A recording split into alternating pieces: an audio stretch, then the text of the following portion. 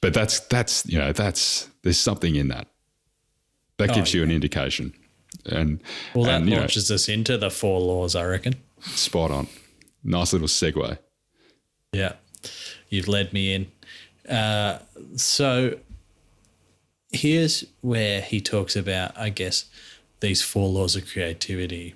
And he says, the methods these creators have learned to master the creative curve are what I call the laws of the creative curve, or the laws of creativity. In the course of the book, I will outline and explain the 4 laws, and they are the law of consumption, the law of imitation, the law of creative communities, and the law of iterations. And so each of those are basically the themes that he saw across all the different people that he interviewed and looked into.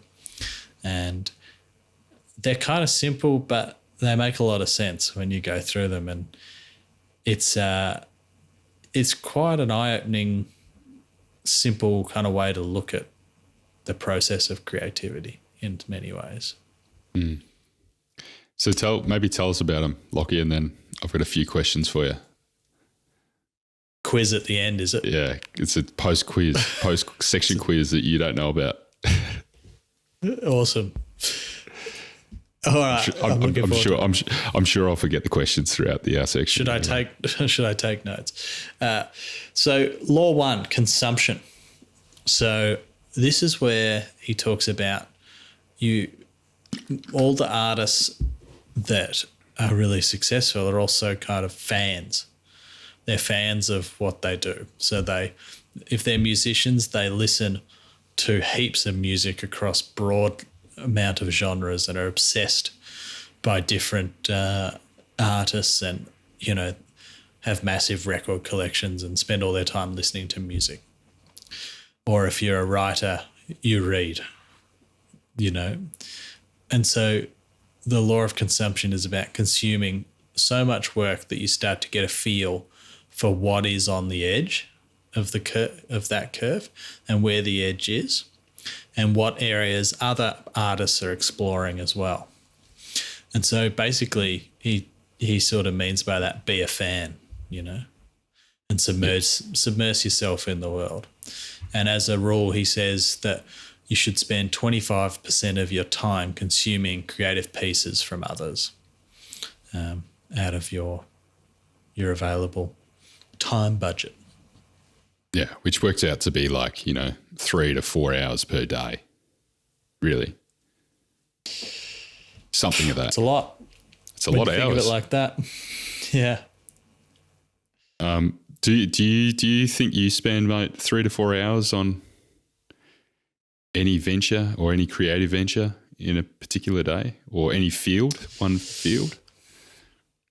Well, I guess I have a job, so I'd do that. But are you consuming though? So I think there's one thing about yes, having a job, but if you're doing emails or if you're doing processes and things that you've done in the past or winning jobs or whatever it happens to be, that's different from actually reading the cutting edge or trying to understand and see what others are doing in the space. Yeah, I would say most people don't do that, and I probably don't either. I do a lot of reading about business and listening to podcasts about it and kind of immersing myself that way in those sort of things. So I would say I do it, but certainly not 20% of my time is spent doing that, not even close. But I am a voracious reader of like those kind of nonfiction books, as we know from this podcast. So I do a bit, but not as much as I reckon he recommends. Yeah. What about yourself? It's a tough ask, mate. Well, I don't know. Like, I think when you maybe add up the reading throughout the week, particularly, again, for this podcast,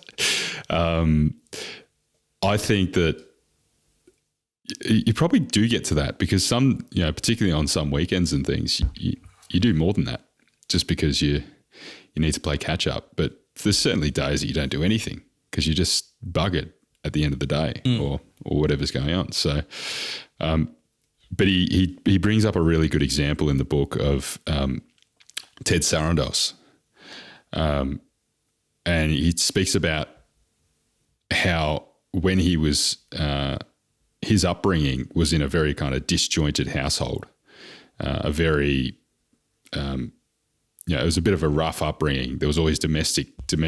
I'm not sure of domestic violence, but there was always disputes and things in the house. And so movies and television became the ultimate escape for him from his own chaotic household. What ended up happening is that became a safe space. There was a video store that opened up near his house. He ended up getting a job there, part-time job there, because he was in there so much and talking to the owner so much. He ended up he made a commitment to himself that he was going to watch every single movie in the store and just think about it. So there's a weird dedication here, but it's almost like this emotional bind for him. And so what ends up happening is, he ends up progressing beyond that video store, running the video store. And then, shortly after, there's a few other things in between, but shortly after, he is then asked to come on as the content manager or head of content for, you guessed it, Netflix. So this is the guy that's making all the content decisions in Netflix. So I'd suggest he's done pretty damn well. It's super interesting because Quentin Tarantino worked in a video store as well. And you can see his knowledge of films just littered throughout his movies. So there's a theme there.